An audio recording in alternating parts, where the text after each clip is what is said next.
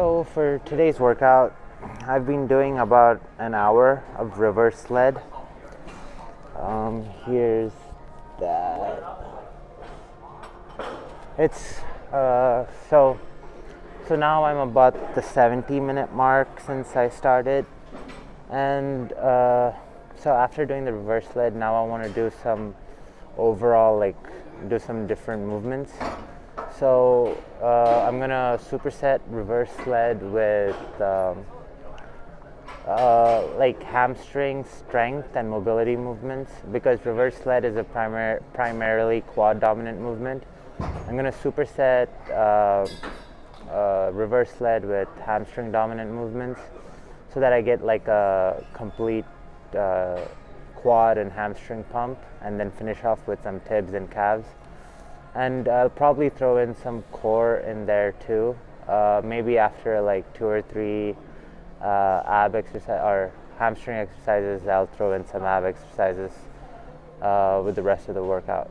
But yeah, still haven't decided what all the exercises are going to be, but that's my plan for today's workout. So as I mentioned before, I'm starting off with the reverse sled. I was doing the sled for an hour, and I was adding a plate or a 25-pound plate every 10 minutes. So I started off with just the sled, no weight. Then every 10 minutes I added a 25. Getting up to an hour, so there's 5 plates plus the sled. But yeah, now I'm going to probably stick to this weight and then superset it with whatever hamstring movement.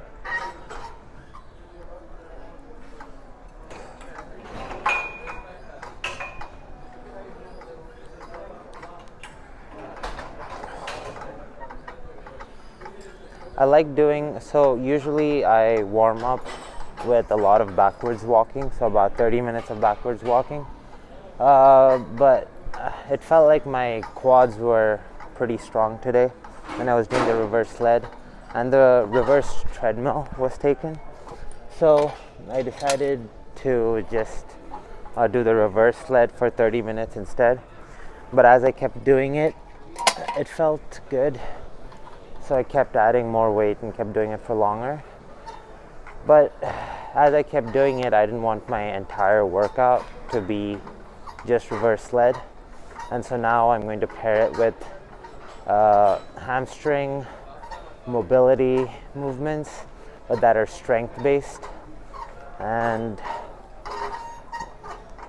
I'll show you what the first exercise for hamstring is here in a sec. So for the hamstring movement, I'm doing a leg elevated stiff leg deadlift. Unlike a regular stiff leg deadlift, the stretch feels a lot greater, but for that reason, I believe you can't use as much weight as a regular stiff leg deadlift. Plus, it's just one leg at a time. Also, this is like a combination of a stretch and a strengthening, or a lengthening and a strengthening exercise. And from what I understand, doing an exercise that involves both a strengthening component and a lengthening component seems to be better for overall mobility gains than just lengthening movement. So just a lengthening one would be a stretch, but strengthening and lengthening would be a stretch with a weight. So in most cases, you would just do like chest to knee for the stretch and hold it there. Here we're going to do reps of these as a deadlift. So the cues that I'm giving myself are chest to knee,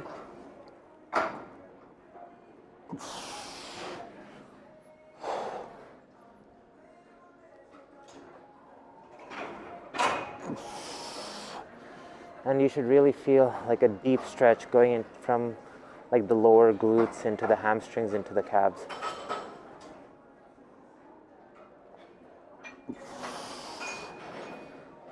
I'm also tucking my stomach in a little at the bottom, tucking it in, not crunching it, to, I guess, give more room for the stomach to bend forward.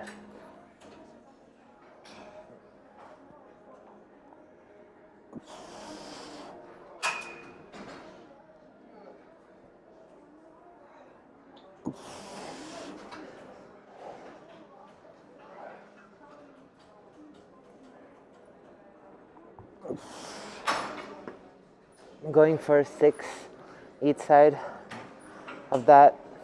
6 might seem like a low number, but on a lot of these lengthening and strengthening exercises, for example, cable good mornings, if you've watched my previous videos, I've found that being more conservative with my rep range has been more beneficial in the long run. Yeah, like staying in the 6 to 8 rep range.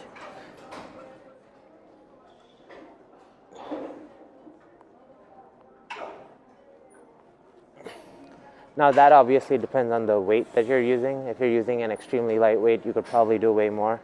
And yeah, but I've noticed the most overall gains by like maybe having 1 or 2 light sets, but then have a few heavy working sets in the 6 to 8 rep range.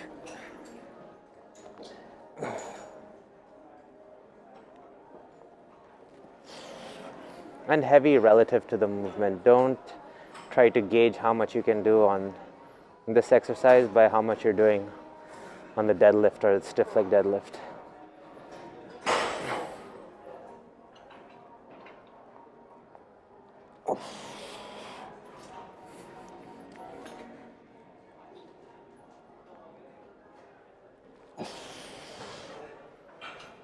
That's interesting. I can touch the kettlebell on the floor while the right leg's elevated, but it's harder with the left leg elevated.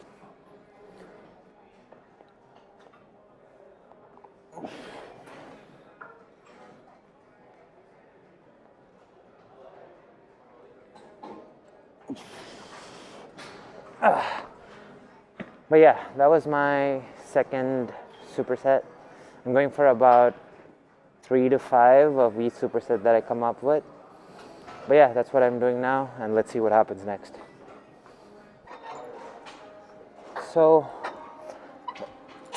I'm going to keep going a little heavier on the reverse sled each superset. I've added another 25 for the second superset, and I'm just gonna get back and forth and then show you the next exercise. I ended up doing 4 sets of the hamstring movement, and this is my second set of the second superset. So yeah, sticking to the reverse sled as I mentioned before,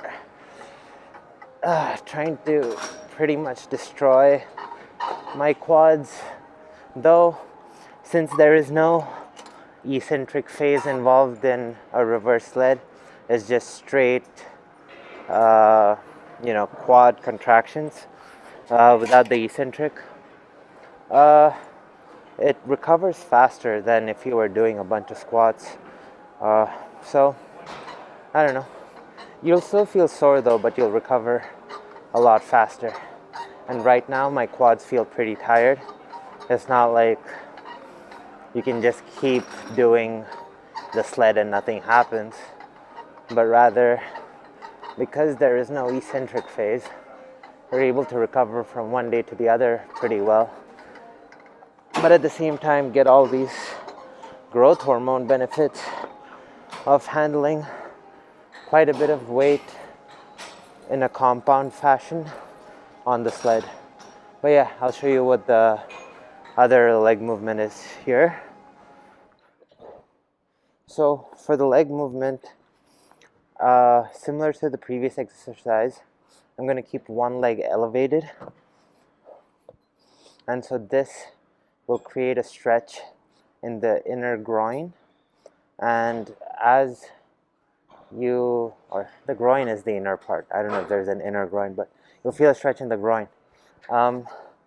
And you want to keep both legs as straight as possible, so both the back leg and the leg that's elevated are like straight, pretty much no bend in the knee. And then I'm going to sink down till the kettlebell hits the floor.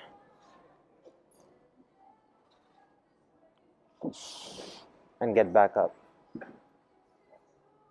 Each time I go down. It's a stretch of the groin area, and you have to kind of not necessarily contract it, but it's harder to get up with the weight.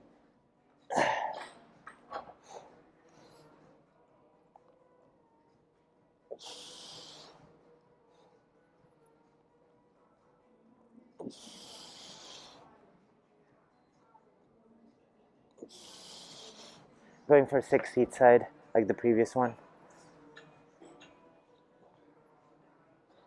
An hour.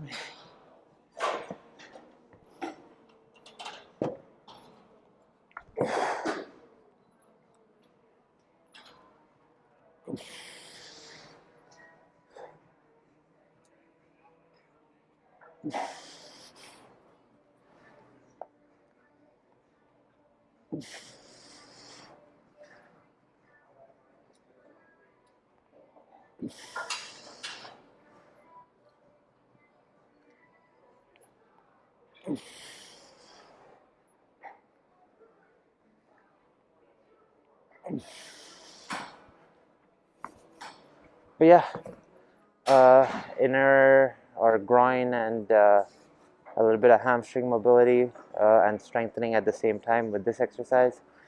The first one was just more exclusively hamstring focus. Here it's more groin focus.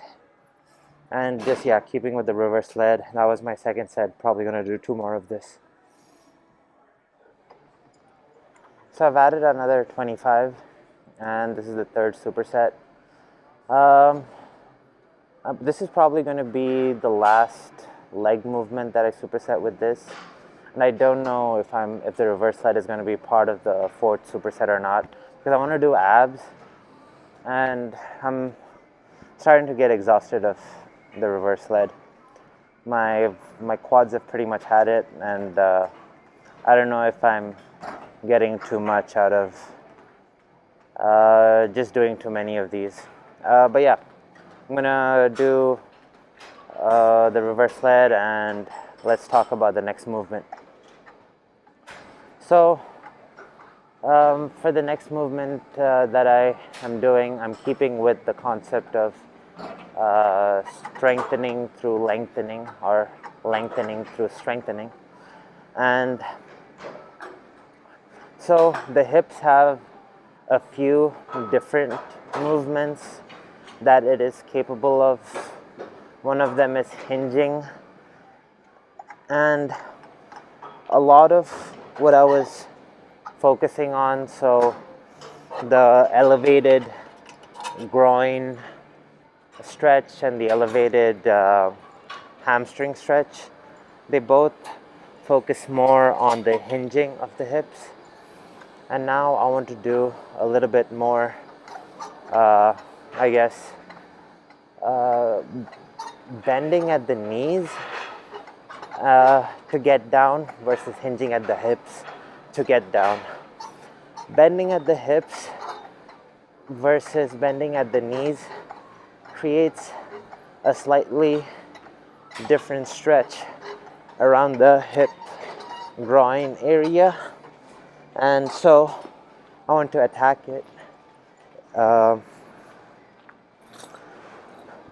in both those angles and ways that it can move. So the movement looks like this. So, like in the previous movement, I'm keeping one leg elevated and slightly pointed out. If your hips are tight like mine, they'll kind of roll forward, and it's like a constant battle of trying to keep it open. And over time you win the battle a little bit more. But anyway, I was talking about hinging. So this is a hinge, and then keeping both legs straight. And then this is a bend at the knee. So the kind of stretch that it creates, so the hinge targets the groin a little bit more, and the bending at the knee targets the hamstring a little bit more.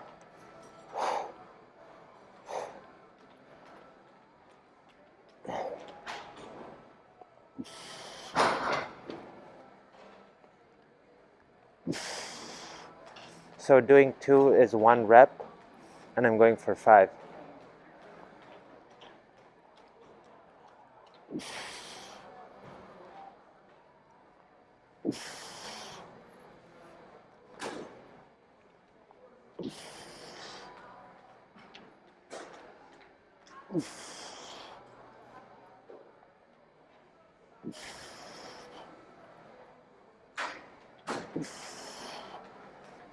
As the workout goes on, I find that my hips are progressively getting a lot looser. And yeah, here's the other leg. I don't know if a side angle helps. Yeah, I'll do it in the side angle. It might help understand the movement a little bit from the side.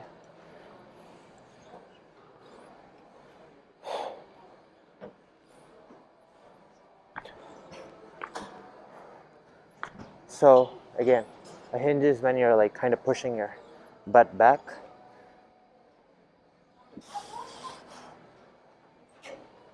And a knee bend is when your hips are straight, but you're bending at your knee to get down.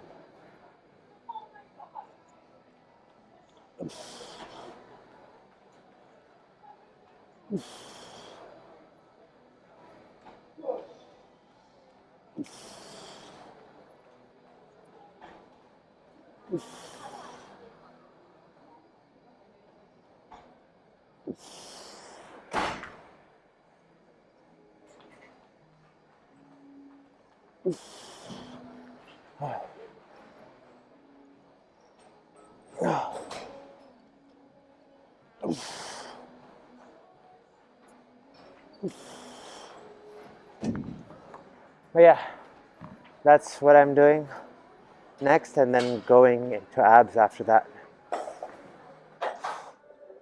So as promised, moving into some abs.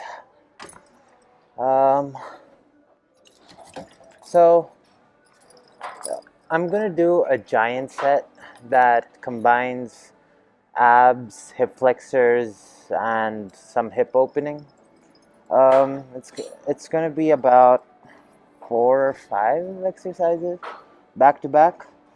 So starting off with some lower abs, starting with the legs in, I guess, half position, and then alternating.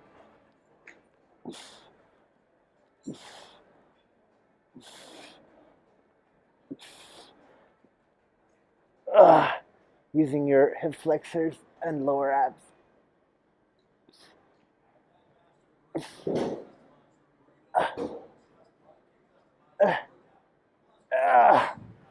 After getting 6 with your legs elevated, going for one leg, other leg, but keeping the opposing leg grounded. This takes some tension, that constant tension out of the abs, and you're able to squeeze out a few more reps.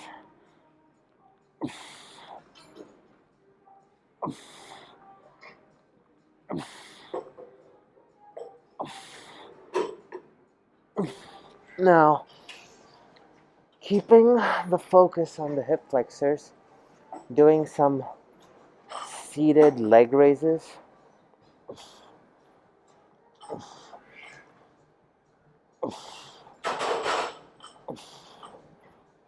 Going for 5 each side.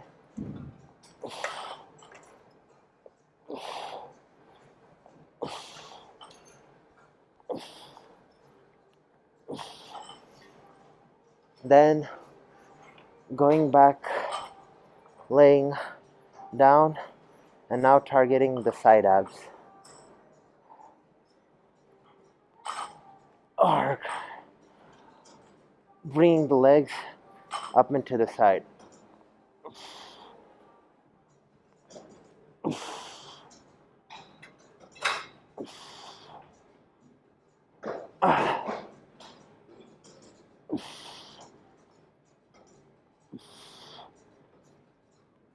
if the weight pulls you forward, just kick yourself back up.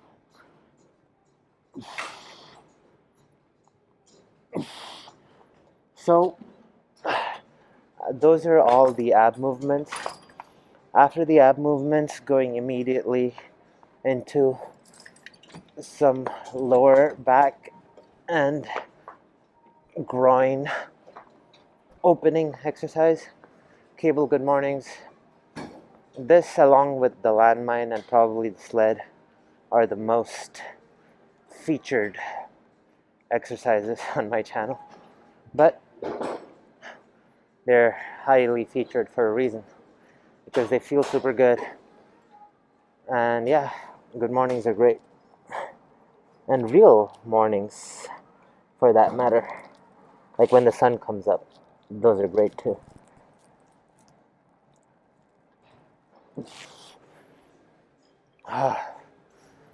Slowly sinking my head in between my elbows, trying to keep a pretty straight back, tucking my stomach in, feeling a good stretch all throughout the posterior chain and the groin, going for about 5 reps.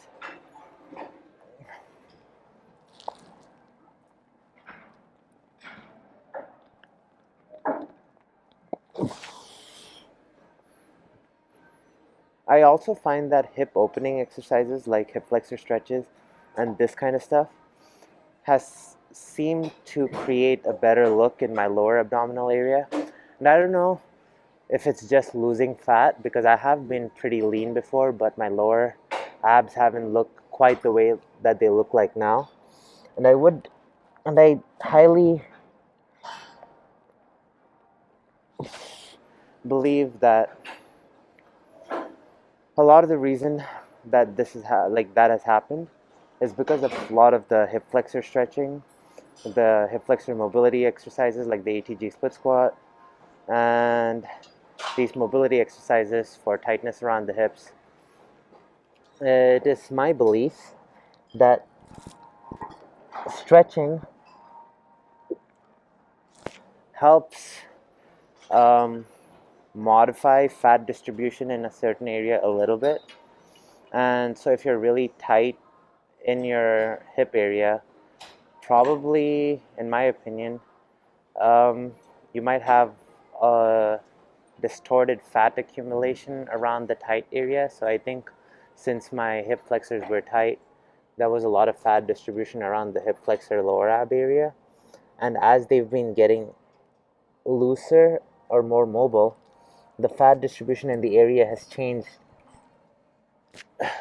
to give a more aesthetic look in that area compared to what I believe I used to have before.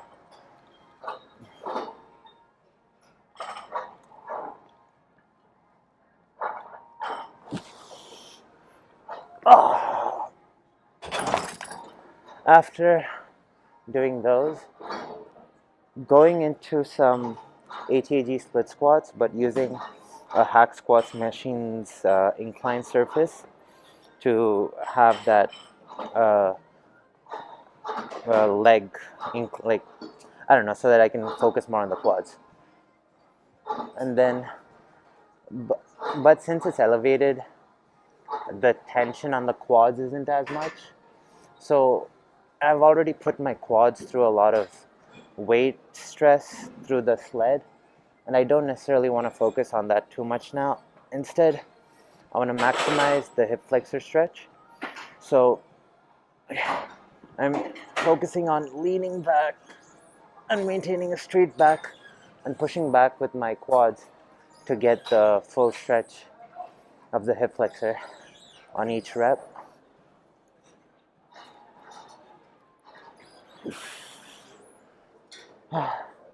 Going for about 5 each side of that.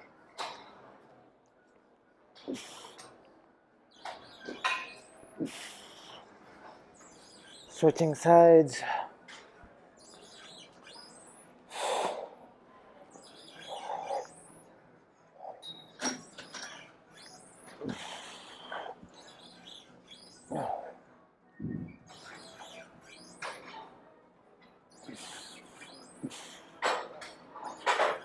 The hip flexor seems to be tight too.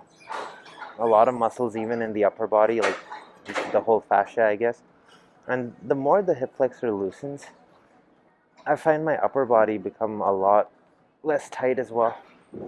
I don't know. Comment below if you feel that way as well.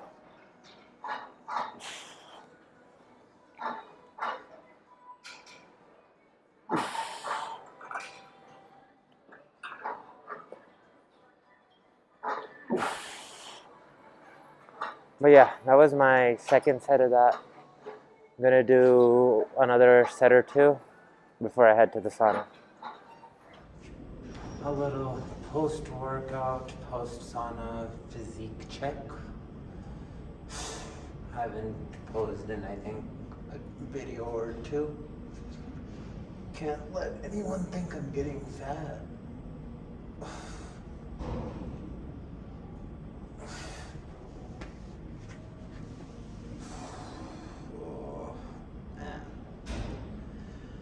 I am still sore from the bunch of pull-ups that I did 2-3 days ago now. It's hard to flex without things being super sore.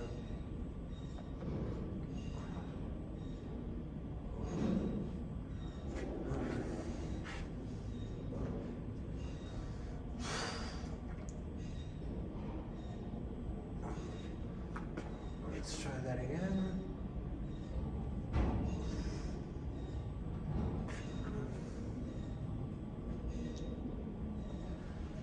Oh, what else? I'd show you my legs, but I'm not wearing any underpants, so can't take the pants off. In a future video, soon I'll do actual leg posing. It's been too long.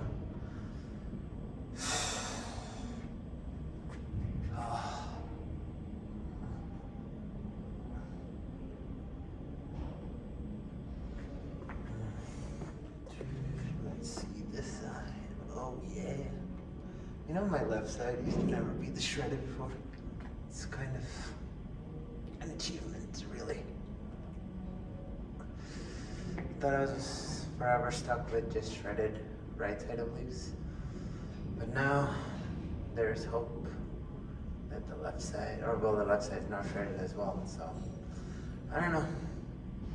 If things are improving over time, I suspect there is a future in which all my imbalances are fixed and my body is pretty close to symmetrical. Ah, that was bad. Retry.